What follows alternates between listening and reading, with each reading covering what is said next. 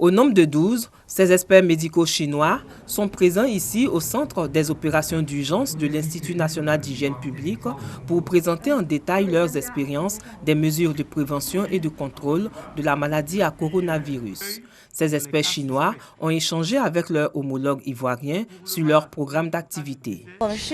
Nous entendons partager nos expériences avec nos homologues ivoiriens pour ensemble mener une lutte encore plus efficace contre la pandémie Covid-19. Un agenda bien chargé pour ces professionnels médicaux chinois. Ils vont dans les prochains jours visiter le centre de quarantaine de l'INJS, le CHU de Trècheville et l'Institut Pasteur. Vous savez que la Chine a été le premier pays qui a été touché par cette épidémie.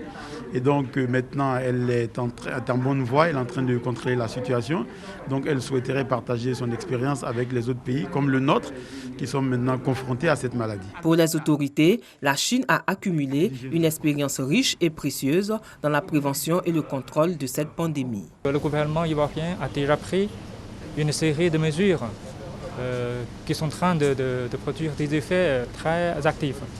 Donc pour les experts chinois et ivoiriens, il y a beaucoup à partager.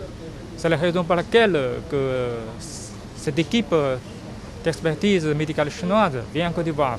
Lorsque la Chine a commencé avec la pandémie, la Côte d'Ivoire lui a exprimé sa solidarité de façon concrète. Depuis également que nous avons commencé, la Chine également nous a fait des dons pour nous exprimer sa solidarité, mais cela doit aller au-delà des dons.